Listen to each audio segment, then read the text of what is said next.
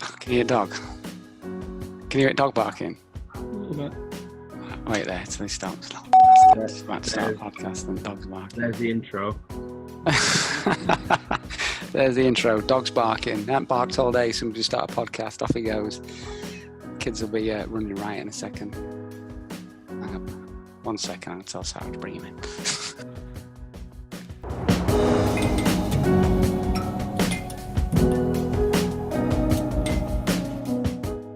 Everyone, welcome to Inbound After Hours. How's everyone doing? Working from home? You okay? All good. All good. How about you? Yeah, I'm okay, thanks. Put a shirt on today. So we interviewed a guy today, actually, a designer, and he admitted his first interview he's ever been wearing his shorts. That's how he kicked his interview off. So yeah, at least he was honest. I'm impressed that you put a shirt on for a virtual interview, Mark. That's dedication, mate. His dedication. So first impressions. Yeah. So loads of stuff's going on in the world since the last time we did a podcast. So it's been a couple of weeks. Let's start off with marketing. I mean, what's going down in the world of marketing right now? What are we doing differently? Obviously, with this pandemic, our entire team's at home. What are we doing different?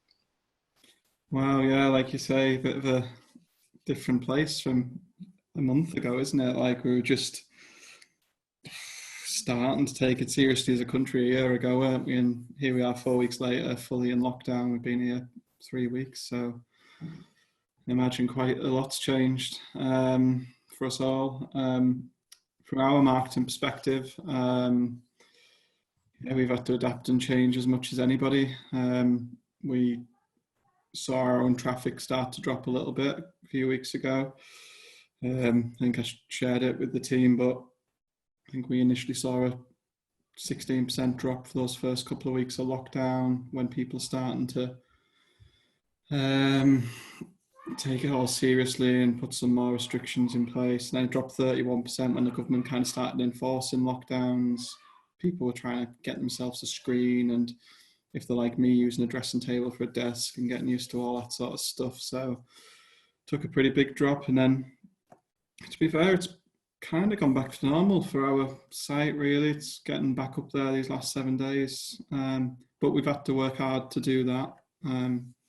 We've ran 5 webinars, done a lot of different sort of marketing to what we usually would have, a lot of video, a lot of talking to people, a lot of email. So it's been quite a reactive time and a busy time from a marketing perspective, but hopefully that's paying off for us a little bit because we're kind of getting through it with okay traffic, okay leads, still getting some sales inquiries. So there's a bit of a summary for you. How have you guys doing? How's your jobs and lives changed in the last few weeks?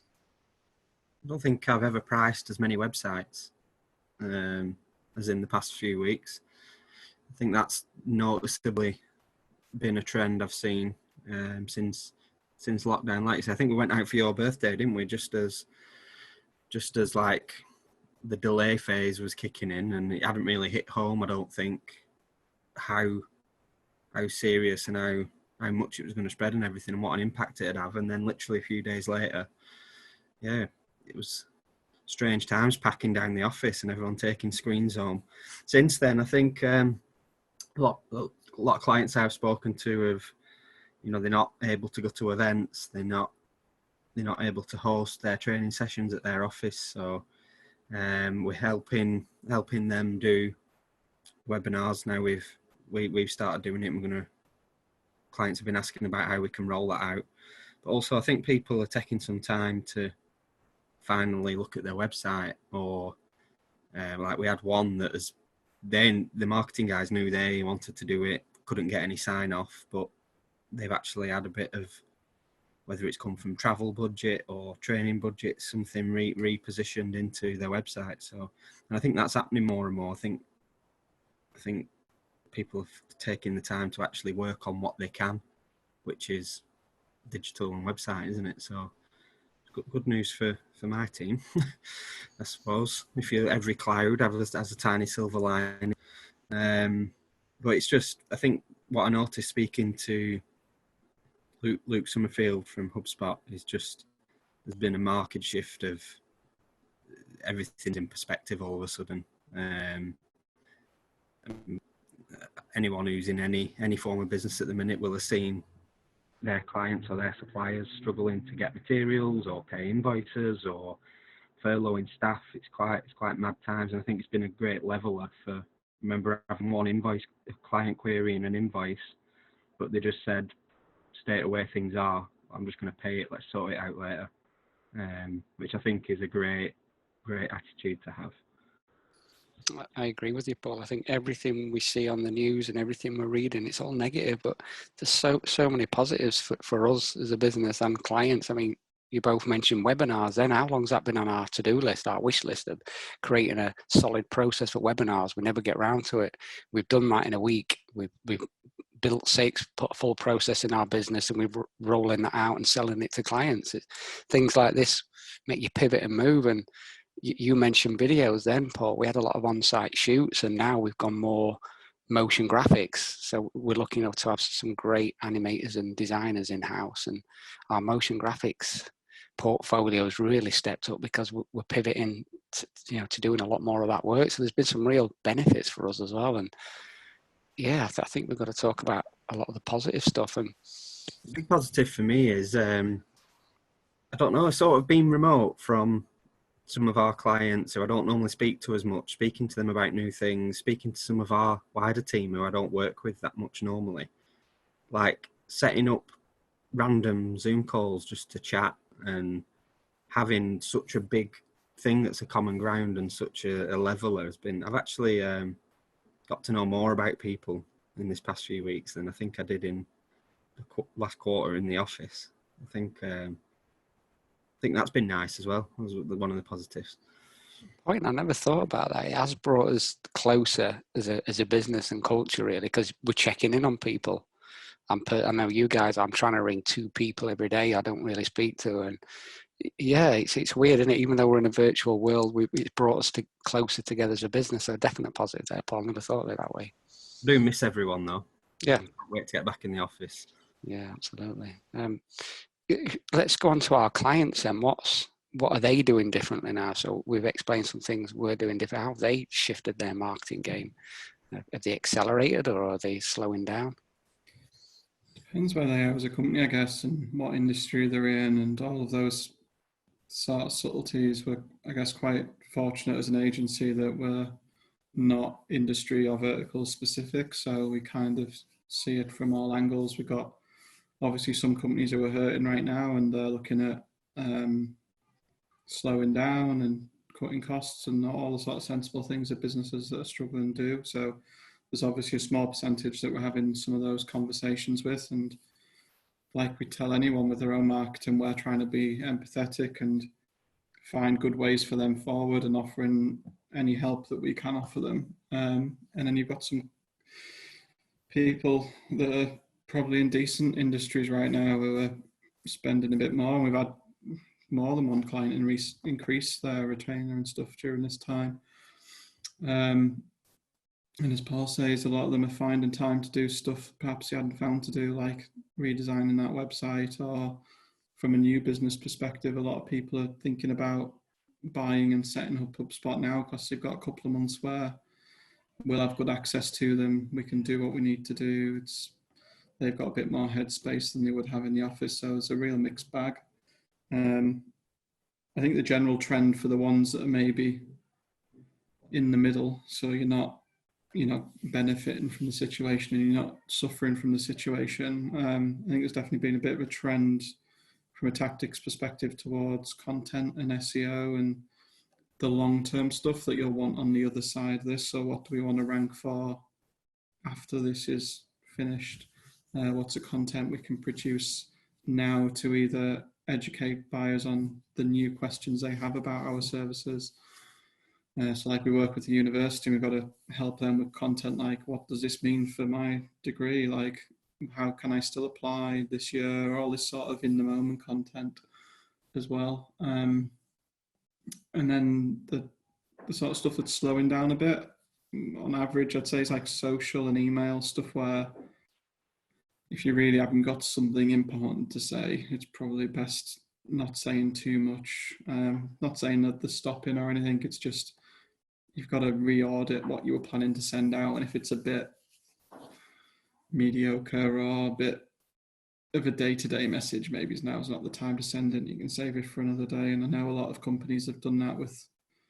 We're going to talk about HubSpot CMS in a minute, aren't we? But it's interesting to see how all companies are changing what they had planned to do based on what's happening. I think last time we podcasted, we mentioned how many emails and messages were out there saying the guide to working from home in X industry, Y industry. They've all stopped. I think everyone's realised, haven't they, like, now's not the time. Yeah, I think then I think it was like the week after that, we got here's our response to coronavirus emails. Like, it was like the GDPR days, wasn't it? Where there was just a day where you got 50 from companies that you bought a flower pot from 25 years ago. Like, he's out there doing about he's what we're doing about coronavirus. Like, every man and the dog sent that email with a link to the World Health Organization site because really they had nothing else to say. It was just a reason to email people. So I think everyone's been through that phase now, the working from home, here's our response, and we're kind of just finding what we're in that marketing phase of this is what we're going to do for the next few months until things get back to normal. So it's definitely weird and people are still figuring it out. But like you say, crisis is a really good catalyst for change. And you guys have spoke about some of that already, and clients are doing the same. They're changing, they're adapting. It's definitely not a boring time from a marketer's perspective, for sure. No, I agree, Rikki. I think the biggest shift we've seen is video. Obviously, everyone's Zoom calling, but especially internally as well, we've got a video first mentality, but it's still secondary. But I think now we see so many more of our team creating videos, talking through proposals and talking through reporting, and they've definitely stepped up. It's becoming second nature now, video. So yeah, it's especially on the training front as well. We're building a lot of video training now. Now we've got the time, so it's so many positives. Like you say, it takes something like this to pivot and move, and hopefully we'll all come up the other end, which we'll talk about in a minute. So, well, let's get into it now. What do you think the future holds? And I know there's an update tonight from the government. You know, is this going to carry on for another 3 weeks or not? I guess we'll find out shortly. But what do you guys think the future will hold, and will we go back to normal when it's over?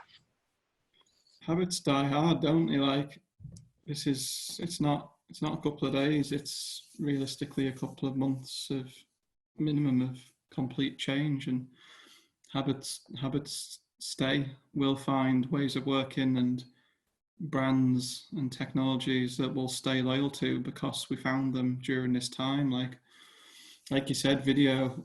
If you weren't using video for sales and marketing before this, I mean, if you're trying to get through this without using video for your sales and marketing, like, I was going to say fair play to you, but it's probably the wrong word. This makes it so much easier. And if you don't retain that and carry it on, I think I said to someone the other day, I averaged like 4 or 5 Zoom calls a week before this. I think my average, I had a look, I was between 45 and 50 over the last 2 weeks. I don't think it'll stay at that level, but it certainly won't go back to 4 or 5 a week. I'll retain some of those habits that I've found during that time. So I think everyone's lives will be slightly different. Everyone keeps using the word the new normal, don't they? But we'll have picked up these habits and things that will continue afterwards. And I think some of the things you've mentioned, like video and webinars and those sorts of things, will have a resurgence and stick around after the fact. What do you think, Paul? What do you think the future holds? A friend asked me this, who's in clothing industry, and we were just chatting. So he's got only an online store, so sort of in his sort of two-man band, so all the stock's at home and don't have to worry about warehouse staff like getting poorly or anything like that. So luckily, thankfully, he's been all right business-wise. But we were talking about like the likes of some big names who don't have any online presence. I think it might accelerate like we saw BHS go the other year, and there's a few, I don't know whether to name them or not, but someone like Debenhams or someone who you don't think are going online to, who are a visit the store place. I think it's going to be an interesting world for retail, and how they're going to pivot and grow out of this, or who we might lose. I think with some big companies really affected, which is just interesting to watch as an outsider and as a consumer. And then the other one I think is, what I'm noticing is there's been like most companies, I reckon, probably amongst the team, lots of talk about working from home and remote working. And I know as a leadership team, we've always been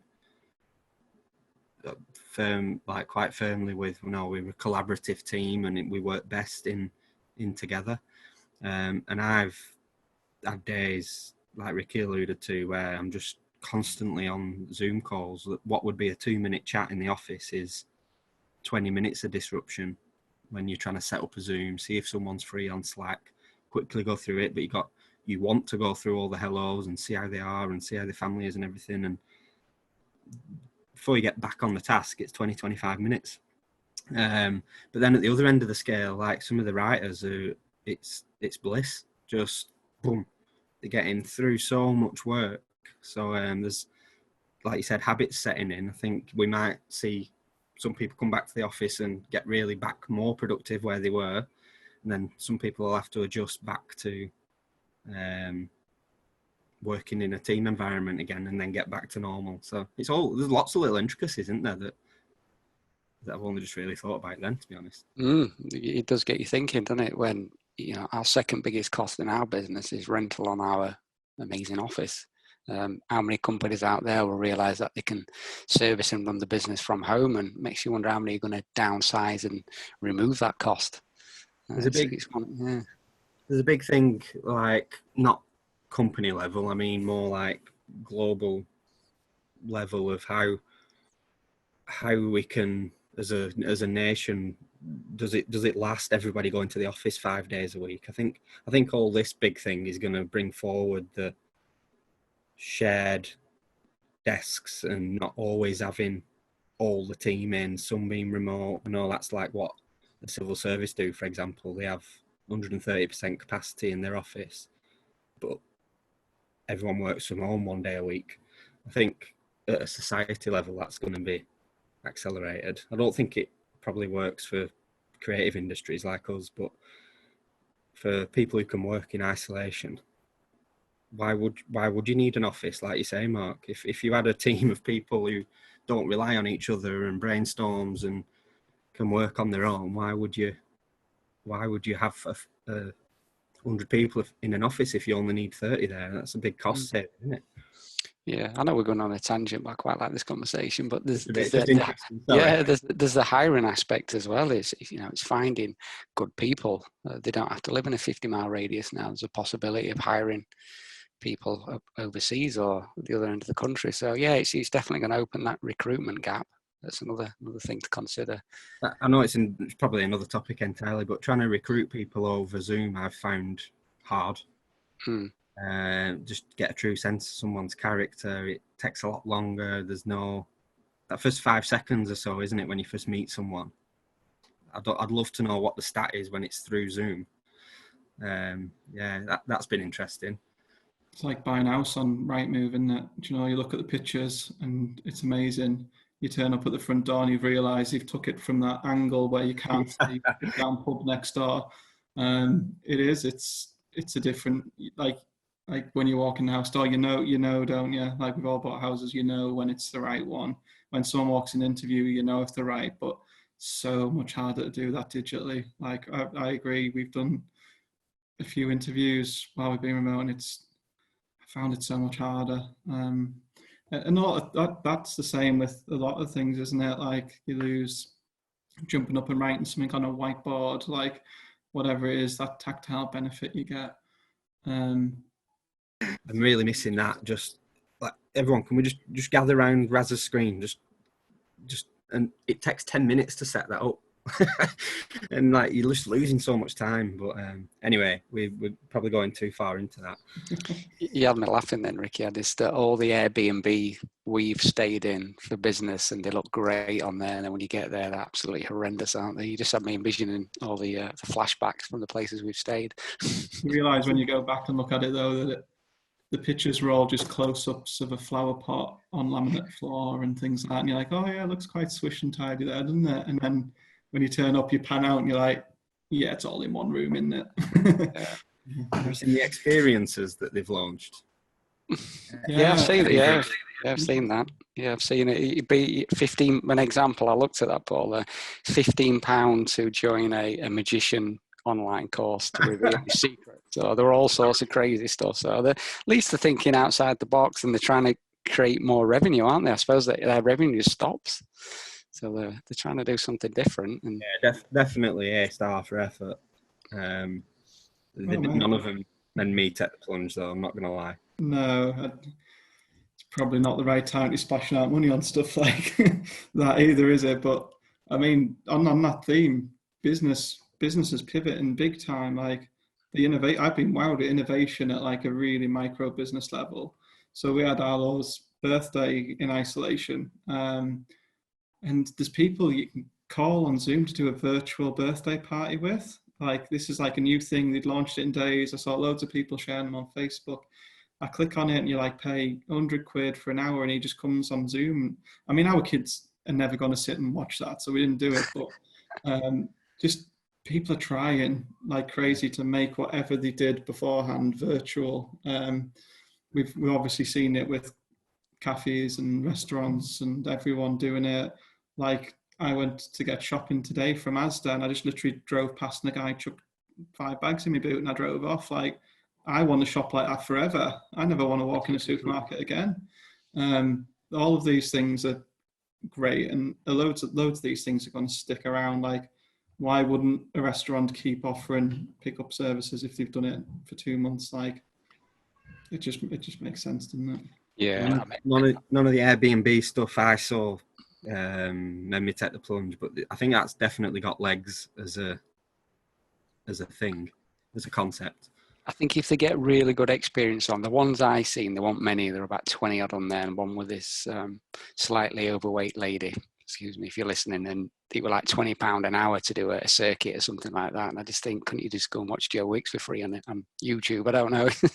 I think they just need better quality experiences, don't they, to make that work. He's another good example, though, isn't he? Joe Wicks has just come on, stuck a free workout on at 9 o'clock every morning, and million exploded. But yeah, why not keep that going? Like I'm sure somebody will, even if he doesn't. Someone will keep. Yeah. Did you see the like calling him the new Mr. Motivator? Because he used to do it at the same time, didn't he? Yeah, that was class. That, to be fair, like. He's great, Joe Wicks. He's authentic, isn't he? That's the main thing. And what another thing I've noticed before we get onto the HubSpot CMS hub is I've never spoke to my family so much.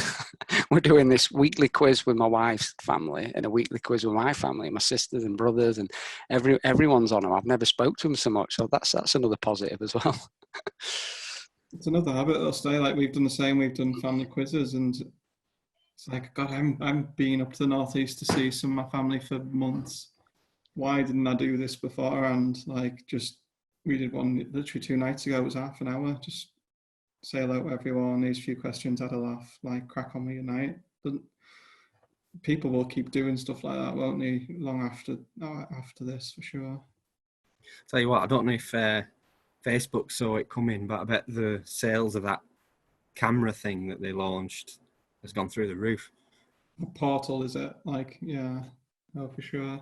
I know everyone's been like, my dad's been buying new cameras and stuff like for doing these sorts of things. Like the money must have been spent on tech, and you're talking about businesses pivoting earlier. Like I think we're in an industry where you can pick up and run quite easily, but I've been fascinated by all these traditional businesses. They didn't even have laptops.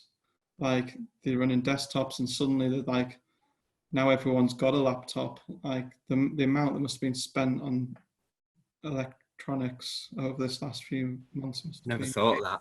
the amount of IT clients we've had as well, who we've been pushing, get on the cloud, get on the cloud. And how easy of a sell is that now? Because all you've got it's your continuity plan, and everyone knows what that means now. It's not just a statement of this document that sits on your drive in case you ever have to do anything. People remember that they didn't have a continuity plan when you needed one, and they won't make that mistake again.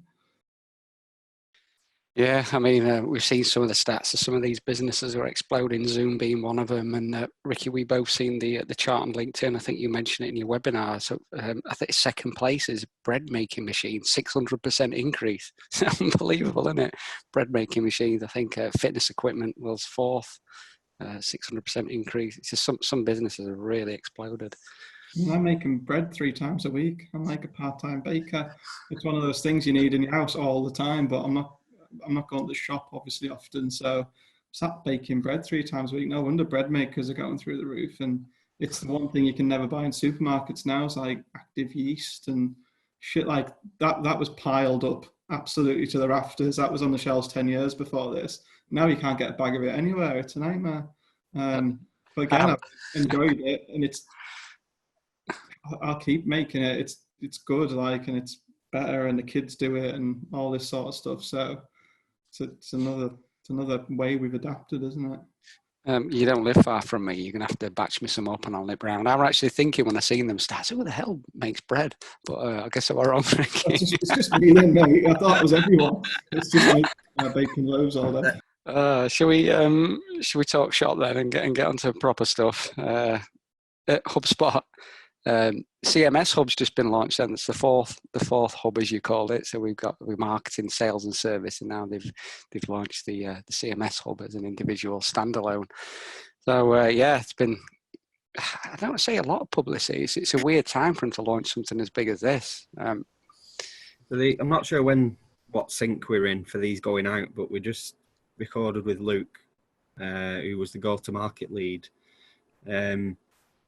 And I remember when he came over to our office a couple of months ago, and they were talking about how it's the biggest launch they've ever done. They had a marketing blackout, loads of run-up for all the partners to talk about it and build the content in advance, and all this massive push for it. And they've just not, because it's just not the right time to shout about a shiny new product. So it's all under the radar. It's out there. It's amazing, as everyone thought it was going to be, in my opinion. It's got all this work gone into it, however many hundreds of thousands of hours, and no fanfare until the dust settles, which it must be a weird feeling to have literally have all the marketing planned and assets created, and such an odd one. And you don't get that second bite, really. I know they're planning to do the big launch whenever, but once it's out, it doesn't. You can't really, can you? So I do feel for them, all the time and effort building a product and getting your biggest, like you say, marketing budget ever to launch something with, and then you were planning to launch it that week. Everyone went into lockdown, and let's see. I'm sure they'll do it. I mean, their money's in inbound, isn't it? They'll get the visitors. I'm not overly worried about for them, but I more feel sorry for them that as a marketer, they don't get that satisfaction of seeing their campaigns go live and the immediate buzz you get from it and all that sort of stuff. I mean, respect to them though. Their value is lead with empathy. They've certainly done that. It'd been quite easy to shout about this, and they have definitely led with empathy. So I think it'll do them in good stead. That I think people will recognise that. So I mean, let's talk about some of the positioning then, Rikki. I know you've done a recent webinar on this. If you want to go in a bit deeper about where they position this new CMS hub compared to the likes of Magento and Adobe. And it's a really fascinating one, isn't it? Like Luke Summerfield came over to our office beginning of Feb. So obviously we had our event in February before all this happened, and Luke was one of the speakers, and he came to talk to us about it. And I think it was even the last podcast or the one before, we talked a lot about positioning with the enterprise marketing hub, how they're positioning themselves against Marketo, and it felt more deliberate than ever before. And I think it's the same with the CMS.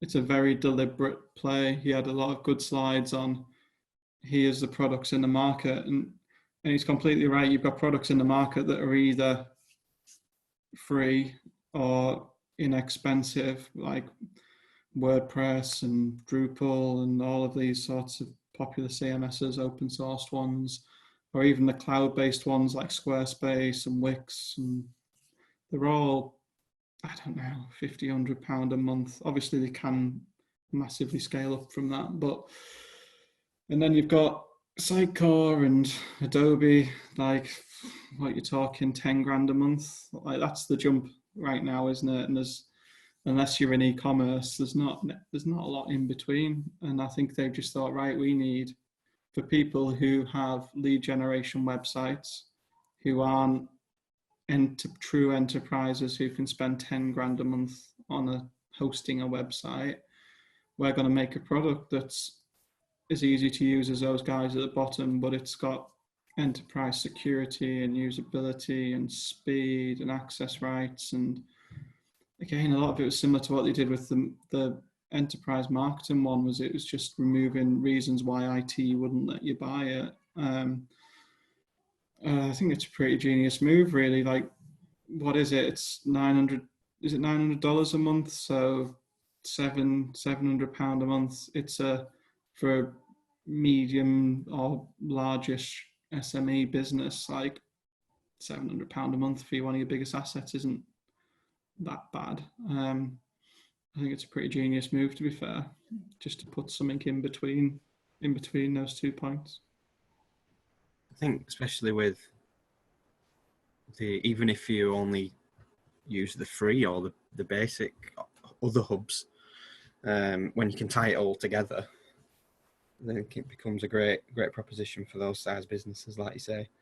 A real nail on the head for me of it fitting into that segment was, like you say, there's WordPress and the likes for small businesses, and then you've got Adobe and so on that the big conglomerates can afford. And it's always been like, there must be something other than that IT company or that web agency that's going to produce the same website in 5 minutes for all clients, but I have to wait 3 weeks to update it. But I've outgrown WordPress. It's one of those, like, can't believe it's taken so long to happen. Do you know what I mean? That's not a dig at anyone at HubSpot or anything like that. It's more just like that. God, yeah, that makes complete sense to fit into that gap. And why would you take on WordPress?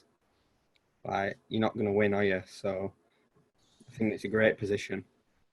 The genius thing you see with this, and I'm on quite a lot of the forums, the HubSpot ones, and you still get quite a lot of people coming on saying, why should I use the CMS? WordPress is free. And for anyone who's used WordPress to a reasonable level, there's no such thing as free. Like, you've got to pay for hosting. Fair enough, if you want really slow hosting in somewhere else in the world, whatever, you can probably get it for 50 quid a month. But the minute your plugins start conflicting with each other and you have to hire a developer on 100 quid an hour to fix it, or your site gets hacked or it goes down, and then you can't call WordPress if your site's down. Your host couldn't care less. Like, it's not free then. And if you actually added up the money you spend on your WordPress build over the years, the cost difference is it's the same, and you've just caused yourself a load of headaches. When they launched Marketing Pro, and they used to use that Franken hub analogy, where it's like, everyone says HubSpot's expensive at £600 a month, but I'm paying for Hootsuite at £50. I'm paying for MailChimp at £200. I'm paying for Unbounce at £200. And by the time you get to it, look, the cost's the same, but none of these things talk to each other, and you've got a headache of remembering 12 logins, and they know what they're doing with positioning. That's HubSpot's thing, isn't it? They see these big overarching challenges and play to it. It's just another one, like you say, when you say it, you're like, yeah, why didn't we always have this? Because that's the good thing with good marketing. It's you always think, why didn't someone do this sooner? Because it just makes complete sense. What about you, Mark? You've been in, obviously, web agent world for Clever move. 40 years now, have you? So, yeah, clever move. I mean, you think back, Rikki, to our old business where we had servicing around about 60 clients and we were hosting 60 WordPress websites, and there were always something happening, and we'd have calls on Christmas Day and weekends and sites getting hacked through plugin updates, and it was just a never-ending cycle of pain. I'd never go back there now. So the fact that we've got all our clients on HubSpot, the CDN, the security, just that alone is unbelievable. But what I really like about the new feature, especially on the enterprises, the membership side of it, something we really want to touch on, where we can give clients or paid clients access to certain pages and certain parts of the site. So it's unlimited what you can do there. You could set up membership portals, online training. There's all sorts of stuff we're going to look into. So that's really interesting play and one of the great features. I'm looking forward to having a go with. Yeah, I mean, other features, Rikki, I've just pulled the prices up here. Professional, you're looking at just short of £200 a month, and you're right, $750 a month for the enterprise. So it's a lot of money, but it's not if you're a larger company, enterprise level. The £200 ones are no-brainer for me, really. Like I said, you're going to spend that on a WordPress if you just averaged your real cost over a year. And then the difference you're getting in speed and usability and security and all that's great. I think the jump up to the enterprise one, there is a decent jump in price, but it does open up a lot of doors for you. And like I say, it ticks a lot of those boxes that IT will want to tick in enterprise grade companies. And again, you went through the feature list, it's not, there's nothing like, wow, like it does this amazing thing. It just does a lot of things you want it to do easily, like personalized content and content delivery and speed, and you don't even have to I don't even think about these things daily, but if you didn't have HubSpot, you'd have to think about them, and there'd be headaches to solve. And that's the good bit of it, is just the simplicity of, you don't have to be a web hosting expert and all the pain that comes with that to make mid-market enterprise websites anymore. Like, marketers can run and manage it to a large degree. And I guess that's the exciting opportunity. Good stuff. I think we're out of time, guys. Can I just see your beer mug, Rikki, before we go? I've seen you drinking it earlier, and it looked huge. Oh, is it empty? It's empty now. It is empty. Whoever invented 3-pint glasses had some foresight for lockdowns. I think they've probably flown as a business. I didn't mind a little bottle of beer after work when I was in the office. Obviously, lockdown does strange things to you. Now I'm on a 3-pint glass. But that's someone who's profited probably from this quite well. And I know from looking at social media of a lot of my friends, family, colleagues and stuff, there's an alcohol trend worryingly brewing. I think that's probably not a novelty Christmas present. Yeah. We're selling loads of these. Why someone want those? Yeah, it's quite good to get a conference call when it actually takes up the size of the screen. Not that I drink in the day. These are the conference calls I have on an evening. No, it's 12 o'clock, Rikki. It is the day, but we'll let you off. Do you mean the morning? You don't drink in the morning? I never drink before 5. Really. Right, guys, I'll let you get back to your families, and thanks for everyone for listening. Please share and like, and keep listening. Give us some feedback, and take care. Good to take see care. you guys. Bye.